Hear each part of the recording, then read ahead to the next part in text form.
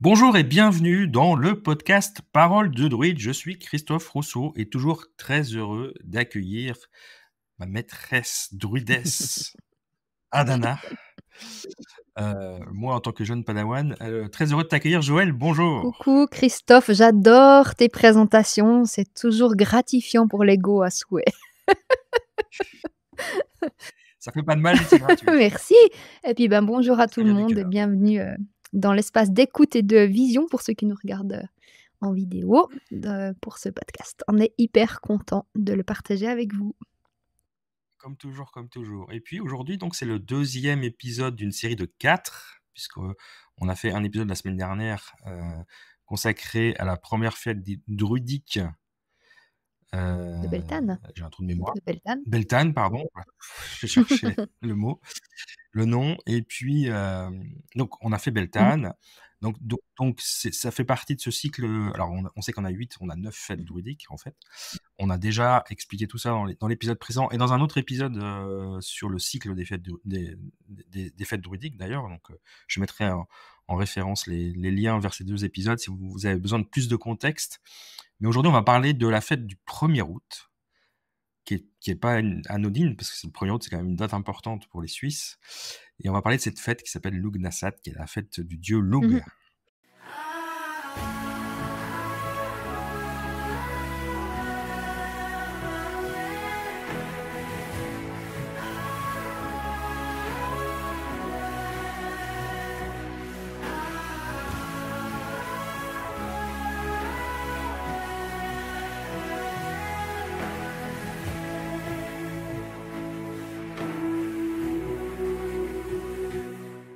Bienvenue à Parole de Druide, le podcast où la sagesse ancienne rencontre le monde moderne. Je suis Joëlle Chautan, également connue sous le nom de druidesse Adana, fondatrice de l'école de druidisme éoriane à Baule en Suisse, près de Neuchâtel.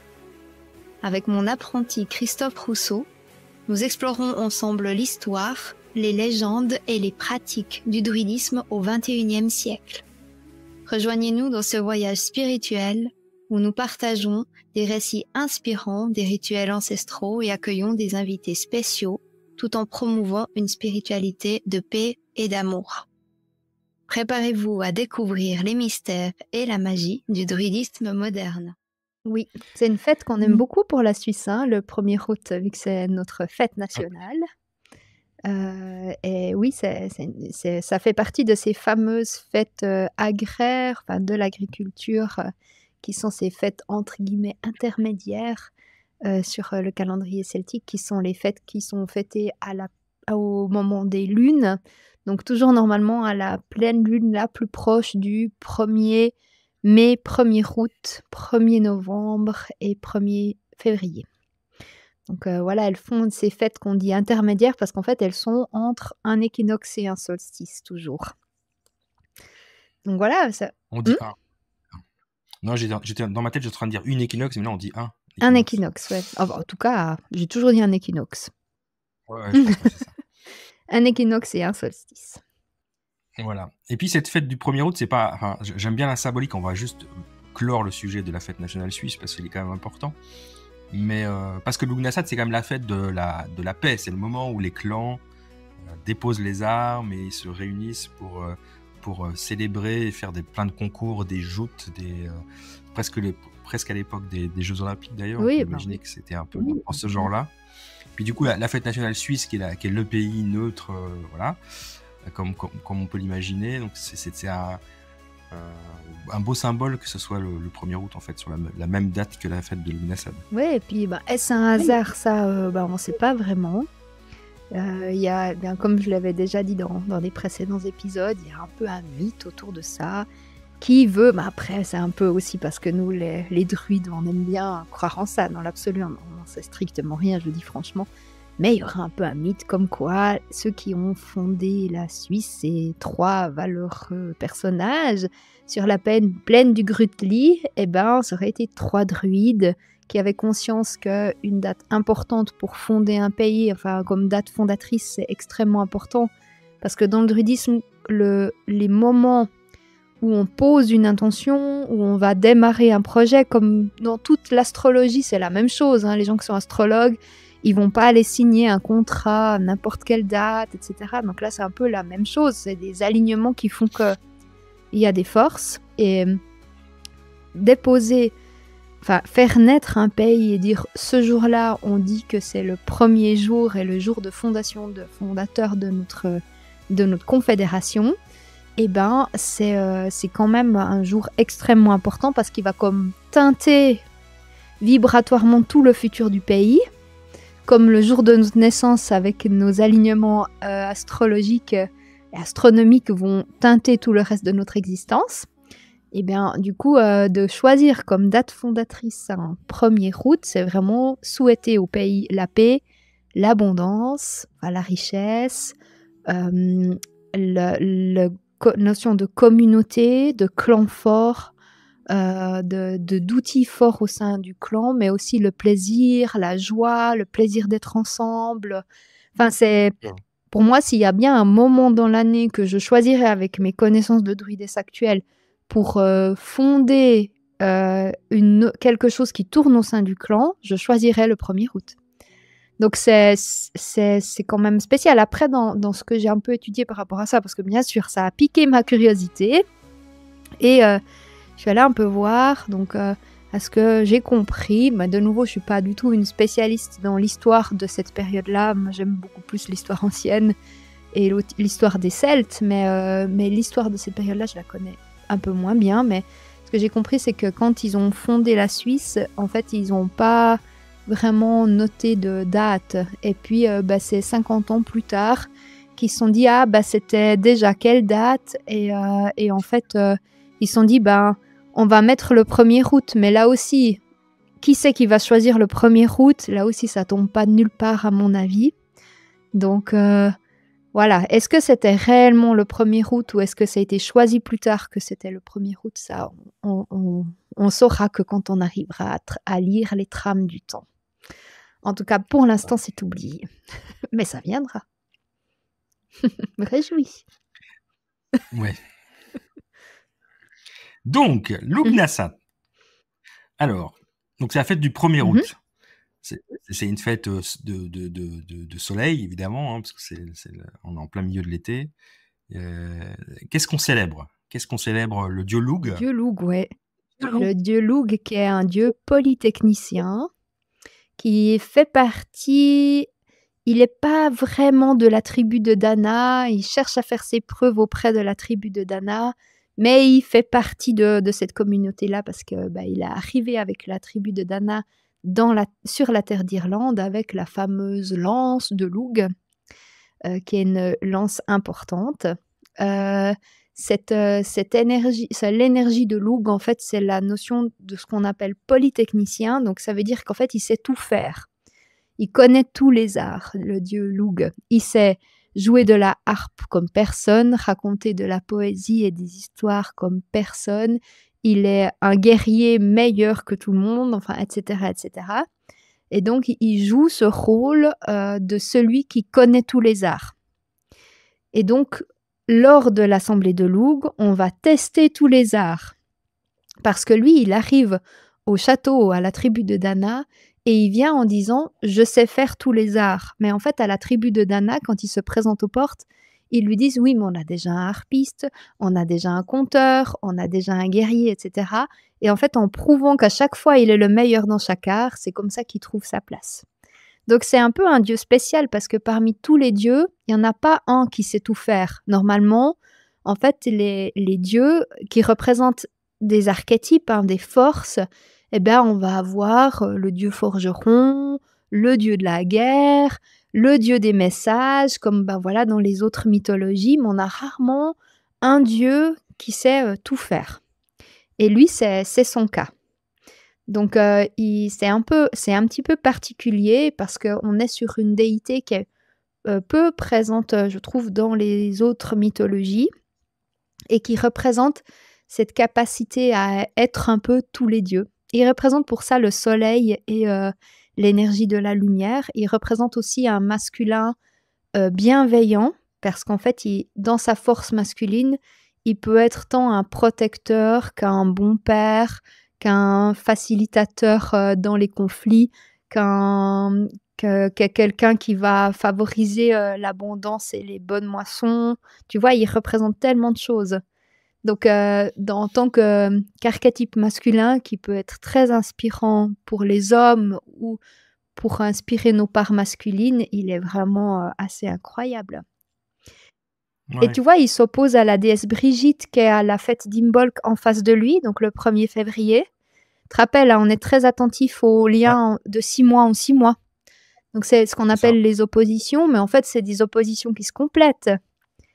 Et puis tu te rappelles, pour Brigitte, elle avait aussi ce côté un peu polytechnicienne, mais moins que Loug quand même, en tout cas, ou alors c'est moins connu. Si tu te souviens, elle maîtrisait 3 arts, elle maîtrisait la poésie, la médecine et la forge. Donc Ouais. c'est l'art de l'esprit, l'art de la médecine, c'est l'art du lien aux autres dans le monde du milieu, et l'art de la forge, qui est l'art de la terre. Il faut connaître les forces telluriques Mmh. pour faire de la forge. Donc en fait, elle est de cette façon-là, dans son archétype, elle va représenter la maîtrise, entre guillemets, en tout cas la connaissance de 3 mondes. Et ben, Luke, c'est pareil, sauf qu'en plus, il a vraiment tous les arts. Donc voilà, alors du coup, sa fête, bah, c'est le 1er août, parce que Lughnasadh, ça veut dire l'assemblée de Lugh. Et donc, c'est de là que sont nées les joutes, qui sont les fêtes qui ont lieu le 1er août. Exactement. Oui, et c'est assez chouette parce que, bah, comme tu le disais, est-ce que ça a une base pour avoir inspiré les Jeux olympiques? Ça, je ne saurais le dire, mais en tout cas, c'est assez chouette que ça se trouve à ce moment-là. Donc oui, alors en plus, c'est un beau moment parce que c'est un peu la fête, c'est la fête des Mmh. moissons, c'est la fête de la récolte. Et puis donc c'est un moment où les clans arrêtent de se faire la guerre et se réunissent plutôt pour s'affronter, mais pas dans l'art de la guerre, mais dans l'art des arts, en fait. C'est ça qui est drôle. Ouais, ils doivent en fait, ils doivent revenir au sein du clan, donc il y a cette notion d'extérieur qui se rassemble sur l'intérieur.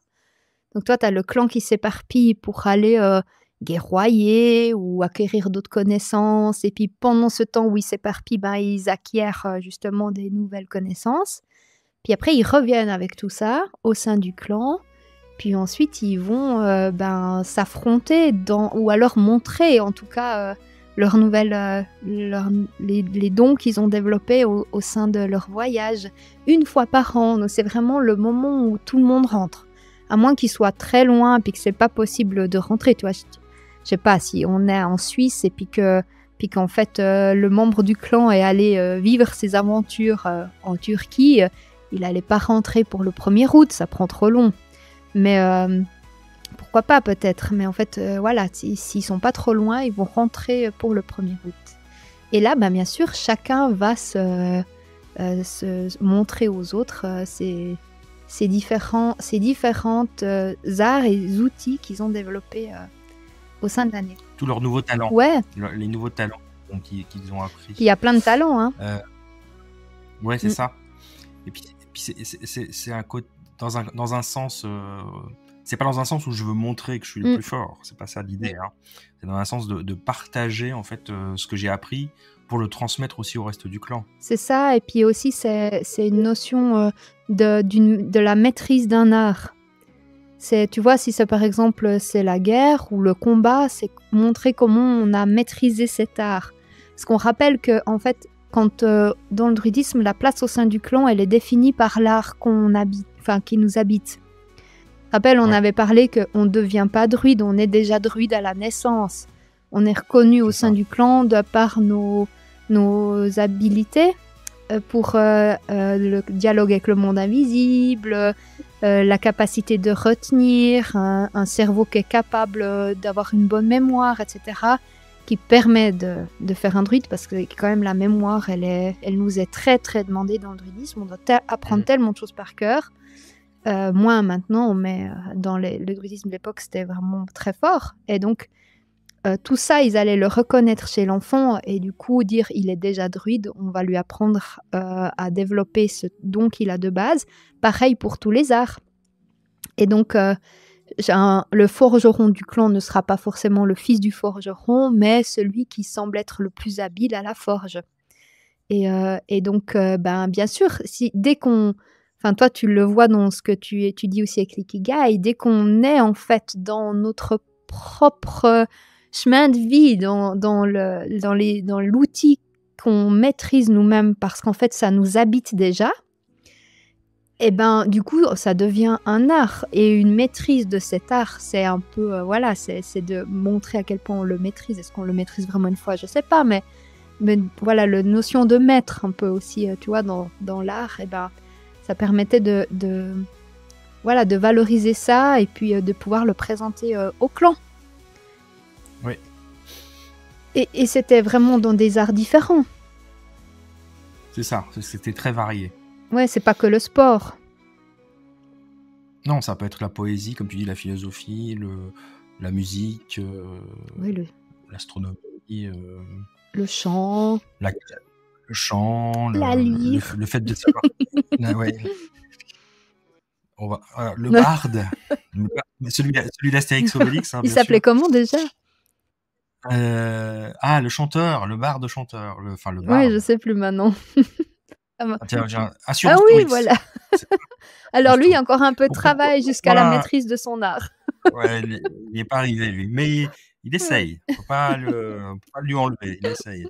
C'est déjà ça. Il a l'art de faire tomber dans les pommes les oiseaux, en tout cas. En tout cas, il a un faire don. fuir les femmes. Je pense qu'il a pas trouvé. Et puis à énerver le poissonnier du coin.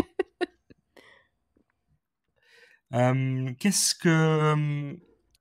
Alors, on va rester juste avant d'aller dans le côté féerique et conte. Qu'est-ce que, si on veut fêter le Lugnasat, qu'est-ce qu'on peut faire en tant que simple mortel chez nous, dans notre petite maison, ou avec nos amis, notre famille? Alors, c'est une fête des moissons. Elle fait partie des fêtes des moissons. Il y a 3 fêtes des moissons. Là, c'est la première fête des moissons. Donc, si on prend un peu les cycles des saisons, dans la fête des moissons, la première fête des moissons, elle va être le 1er août. La deuxième, elle va être autour du 21 septembre à l'équinoxe. Et puis la troisième, elle va être à Samhain, qu'on écrit Samhain ou Samin, qui sont en fait 3 moments de l'année où on va récolter des choses. Le 1er août, on va récolter le blé, les céréales. À l'équinoxe, on va être plutôt sur des fruits et le raisin. Et puis, quand on est au moment de Samhain, on est encore sur des fruits généralement ou sur certaines plantes qui arrivent en fin de course. En tout cas, moi, c'est là typiquement que je fais mes confitures de raisins rouges qui sont très, très maturés, des choses comme ça. Ouais. Donc, je sais que cette période-là de août à novembre, je vais avoir pas mal de temps pour faire des conserves et tout ce qui est garde pour l'hiver. Et voilà, moi j'essaye le plus possible de vivre et de faire des choses comme ça pour la famille, pour garder ce lien avec les saisons. Et donc, c'est propice à la notion de commencer à réfléchir à comment on va garder les choses. Donc, on peut être sur de la récolte, on peut faire des tisanes, on peut faire sécher des choses, mais aussi, on va faire traditionnellement des petites poupées en blé, qui sont en fait du blé tressé et les épis, ça fait la tête. Ensuite, on fait descendre les tiges. En écartant 2, ça fait les jambes. Puis au milieu, on ouvre un peu ce fagot d'épis qui fait la tête en haut, puis les jambes écartées en bas. On ouvre ce fagot, puis on glisse des tiges dans l'autre sens. Puis en fait, ça fait les bras. Puis ça fait des petites poupées, et ça, c'est chouette à faire avec les enfants. Et elles vont représenter la notion d'abondance, et on les accroche à la maison jusqu'à Imbolc, où on va les brûler. Donc dans le feu d'Imbolc, on brûle ces petites poupées pour montrer qu'en fait, on a passé toute la période de garde et on peut souhaiter maintenant à la nature d'aller vers un renouveau. Elles sont protectrices, ces petites poupées, et elles permettent de prendre soin de ces graines qui étaient très, très importante pour les Celtes. Je me souviens toujours quand j'étais en Irlande, où les Scythes sont encore très actifs et quand on leur parle, ils répondent. Chez nous, c'est plus difficile d'avoir une réponse des Scythes, et donc du coup, à force d'avoir des Scythes difficiles en Suisse, je peux vous dire que Quand je suis allée en Irlande, la réponse, elle était tellement directe, j'étais presque choquée. Et en fait, j'ai tellement l'habitude de devoir tellement mettre du mien que là, ça fait touf. Enfin, les gars, me souviens toujours, j'étais à genoux en recueillement devant un cairn en Irlande quand on est arrivé le soir même avec mon ami Ludovic Iso. On est arrivé en Irlande, on était les deux sur la colline de Tara et je m'agenouille pour faire saluer un cairn. Et là, en fait, je salue les esprits d'Irlande et je les remercie de m'accueillir. Et là, il y a la Kailash, qui est vraiment une déesse de la terre et de l'hiver, qui sort en courant du cairn et qui me traverse d'un coup et qui me dit qu'est-ce que tu veux? Pourquoi tu me déranges? J'étais ah, mais et en fait, tu vois, je m'attendais vraiment pas à ça. Donc j'ai appris après en Irlande à m'adresser vraiment quand j'ai besoin, parce qu'en fait, ils viennent tout le temps. Donc voilà, en Irlande, j'ai posé plein de questions, j'ai profité, je leur ai demandé quelles sont les offrandes qu'ils préfèrent sur les sites et ils m'ont tous dit des céréales. Et en fait, pendant la nuit, je rêvais tout le temps de graines et je rêvais que je faisais des mandalas à base de graines. Donc la notion de céréales et du 1er août, elle est vraiment hyper importante parce qu'en fait, s'ils entretiennent et comment dire, ils gardent bien la céréale pour l'hiver et c'est compliqué de garder des céréales. Parce que c'est pas comme dans nos meubles à la maison au sec, on parle de maison d'autrefois, c'est humide Ouais. et il faut trouver le moyen de garder la céréale pour qu'elle moisisse pas, qu'elle se fasse pas manger par des rongeurs et qu'en plus elle germe pas. Donc c'est hyper compliqué de garder la céréale et en fait pour eux c'est de garantir qu'on garde les céréales pour l'hiver, ça garantit leur survie et donc et aussi, bien sûr, la graine va pouvoir repousser au printemps et donc garantir le cycle. Donc la céréale est très importante et c'est vraiment le thème de Lughnasadh. Donc en fait, on peut faire des mandalas en céréales, honorer la notion de céréales. Qu'est-ce que c'est une céréale?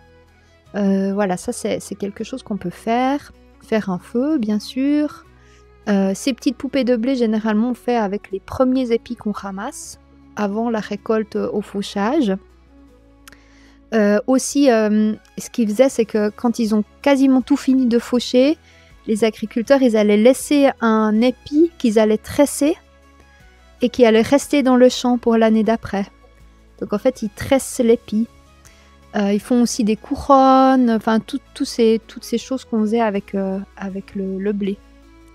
Et toutes les autres céréales, bien sûr, parce qu'il y avait bien sûr pas que le blé, il y avait de l'orge, il y avait plutôt d'autres céréales en fait à l'époque. Bien sûr, le fait de se retrouver en famille et de partager un repas, parce qu'on est sur des fêtes d'abondance. Donc là, comme il y a vraiment cette notion de communauté et de tous se retrouver, interdit de faire la guerre, on se retrouve pendant une semaine, parce que la fête de Lughnasadh durait une semaine.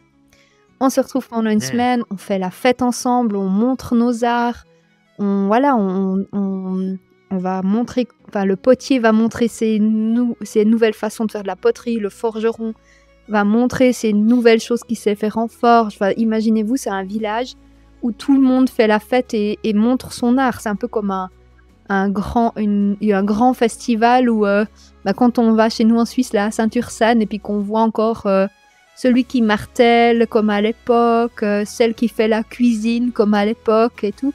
Là, c'est la même chose dans tout un village où tout le monde montre son art.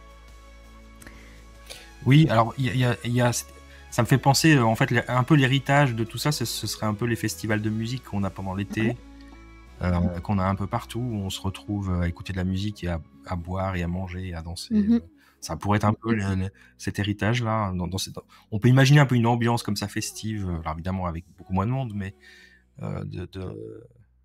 un truc très bucolique avec de la musique et des rires et des chants et des jeux. Ça, j'imagine tout à fait ça. Oui, et c'est aussi une fête où les rôles sont inversés. En fait, on joue un petit peu à mettre le rôle du chef de clan, il devient à ce moment-là un autre rôle. Et en fait, on inverse un peu les rôles, comme on retrouve au carnaval, qui est dans la fête en face à Imbolc. En fait, on voit un peu les similitudes entre les deux fêtes, ou ces deux fêtes d'alliance. Donc là, on est sur l'alliance du clan, tandis qu'à Imbolc, on est sur l'alliance de soi à quelqu'un d'autre ou de soi à soi. Mais on est vraiment sur cette fête où on allie le clan, on le rend fort, on fait le plaisir d'être ensemble, on montre comment c'est chouette d'être tous ensemble. C'est souvent là qu'on aurait levé des pierres, traditionnellement même avant les Celtes. C'était le moment dans l'année où, vu que les menhirs ont plutôt été levés dans des périodes pré-celtiques, on voit que c'est autour de cette date du 1er août que la plupart ont été levés. Donc il y avait vraiment déjà à la base avant les Celtes une forme de cohésion autour de cette date-là où le clan se retrouvait. Enfin, c'est pas qu'à partir des Celtes, bien sûr, que ces fêtes celtiques, calendaires, sont nées. C'est forcément déjà là d'avant. Ok, et puis tu m'as dit que tu avais un joli conte à raconter. Oui, je vais chercher. En lien avec Lughnasadh. Oui. Oui. C'est le conte de la déesse Taltiu. Taltiu, ça s'écrit Tailtiu, qui est la mère des récoltes. Donc du coup, je vais vous lire ce conte, parce que c'est la mère des récoltes, mais c'est aussi la mère adoptive de Lugh. Donc elle a un lien important, et en fait, avant de s'appeler Lughnasadh, ça aurait été la fête de la déesse Taltiu, et ensuite on refocus sur Lughnasadh, sur le dieu Lugh. Mais en fait, c'est comme si cette fête qui est plutôt masculine, elle a une sorte... Elle était initiée par une fête féminine. C'est logique, en fait. Derrière chaque homme, il y a une femme. C'est pareil pour nous, non? Pareil. Mais oui. Derrière toi, il y a ta déesse préférée. Ta druidesse préférée. C'est bon. Je vous raconte le conte. Donc, il y a bien longtemps, avant que les hommes ne foulent la terre d'Irlande, vivaient les Tuatha de Danann, un peuple de dieux et de sages qui régnait sur l'île d'Émeraude. Parmi eux se trouvait Taltiu, une grande reine et déesse de la fertilité, connue pour sa générosité et son amour inconditionnel pour la terre. Taltiu n'était pas une simple déesse, elle était la mère nourricière, celle qui veillait sur les sols, les rivières et les moissons. Elle était aussi la mère adoptive du grand Lugh, dieu aux multiples talents, celui qui maîtrisait tous les arts et qui était destiné à unir les peuples sous sa sagesse et sa force. Mais l'Irlande, avant d'être féconde, était une terre sauvage et indomptée. Des vastes forêts recouvraient les plaines, empêchant les hommes de cultiver la terre, et voyant cela, Taltiu décida d'agir. Avec une détermination sans faille, elle entreprit de défricher les terres, arrachant les arbres, déracinant les ronces, retournant le sol de ses propres mains. Jour après jour, elle travailla sans relâche, offrant toute sa force et son amour pour transformer cette terre hostile en terre fertile. Mais ce labeur eut raison de son corps. Épuisée, Taltiu s'effondra, sentant sa vie s'éteindre comme une flamme vacillante. Sur son lit de mort, elle fit une dernière demande à son fils adoptif Lugh. « Fais que mon souvenir vive à jamais, que chaque année les hommes se rassemblent ici pour célébrer la moisson et honorer la terre qui les nourrit. » Le cœur brisé, mais rempli de gratitude, Lugh tint sa promesse. Il proclama que chaque année, à la fin du mois de juillet et au début du mois d'août, un grand festival aurait lieu en l'honneur de Taltiu et des récoltes. Ce festival prit le nom de Lughnasadh et fut célébré par des festins, des jeux, des épreuves d'adresse et des cérémonies rendant hommage à la générosité de la terre et à ceux qui la cultivent.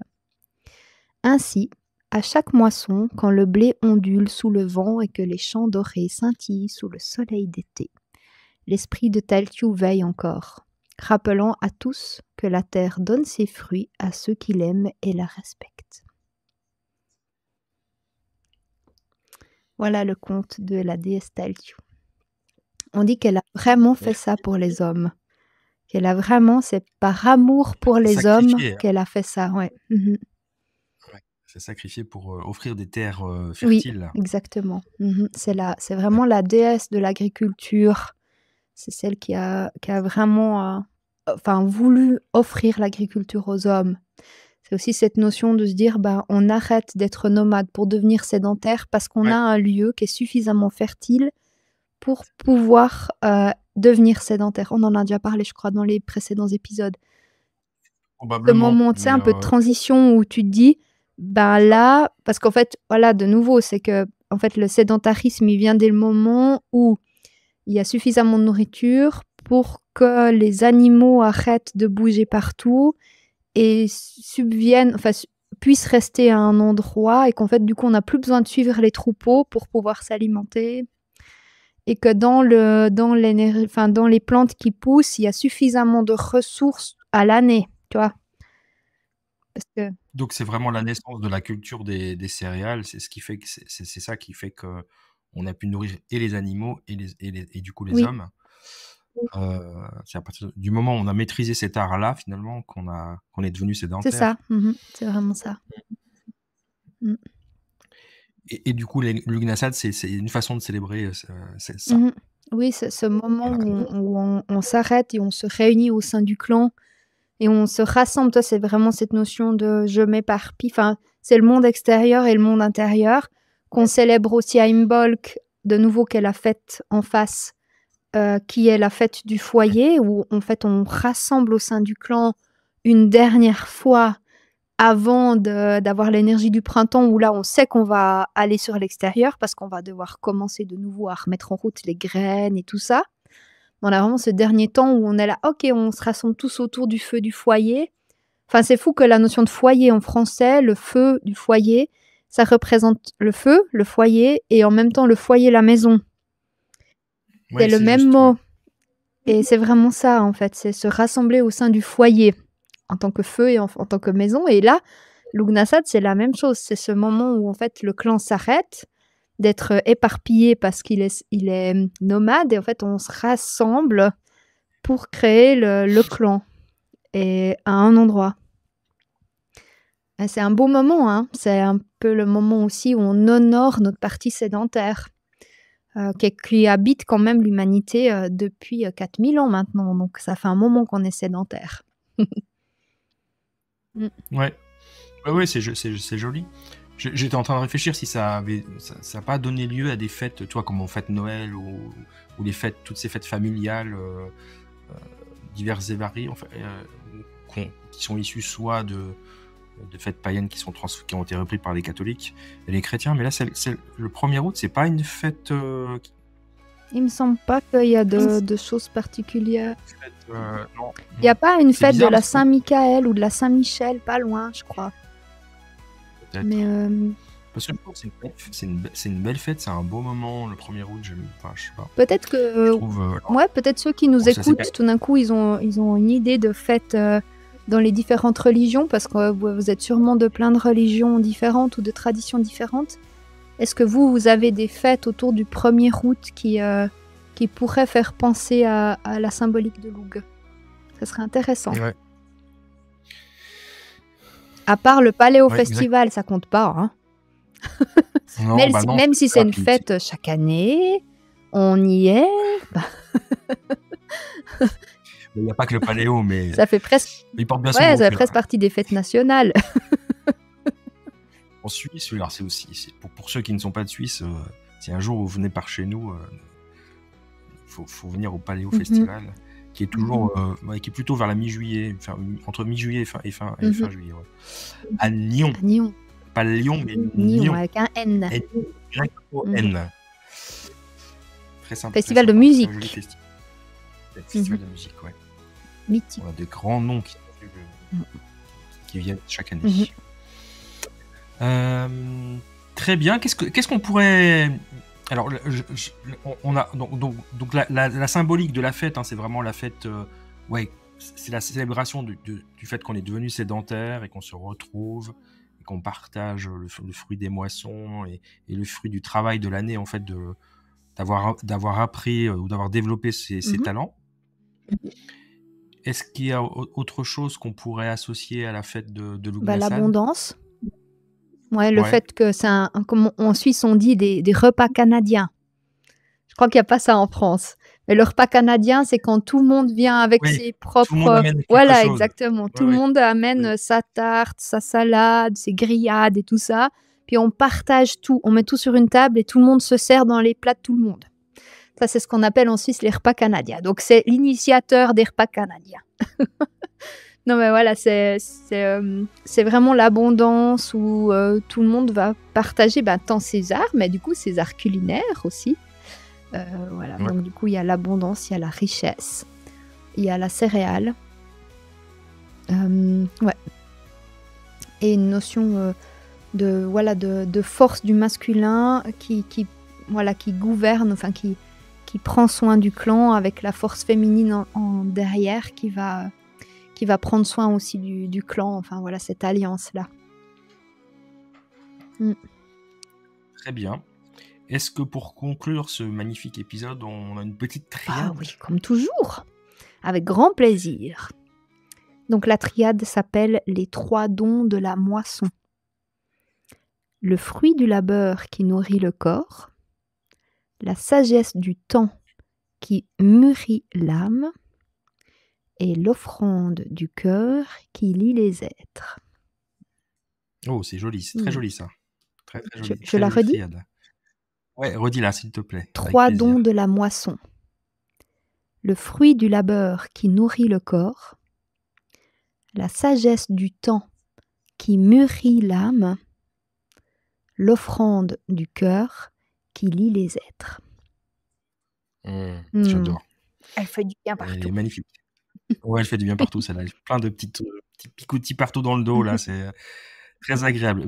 Donc on va se laisser là-dessus parce que franchement c'était encore une fois un très joli épisode. Moi j'aime bien parler de ces fêtes parce que ça donne plein de sens à ce qu'on est maintenant et puis moi enfin voilà visuellement j'aime bien imaginer ces grandes fêtes là où tout le monde se réunit, fameux repas canadien qu'on fait d'ailleurs au sein de ton école à ces moments en général où enfin c'est pas il y a quelques moments dans l'année où il y a ces repas On canadiens. rêve toujours de faire des joutes, hein. Là, c'est Ouais, vraiment... L'année passée, on a proposé, mais il y avait peu de motivés pour faire des joutes de paddle, de pédalo, de tir à c'est vrai l'arc que et tout dans le ouais, jardin. Mais on a toujours comme objectif de pouvoir une fois rassembler une équipe suffisamment joyeuse pour passer une journée à s'amuser autour de petits challenges sportifs et culturels. Je lance l'appel. ouais. Tu fais bien. En tout cas, pour ceux qui ne connaissent pas, c'est toujours c'est un très bel endroit parce qu'on a une vue magnifique sur le lac de Neuchâtel et puis on est dans les hauteurs et au milieu de ces parcs, magnifiques parcs entretenus par Julien.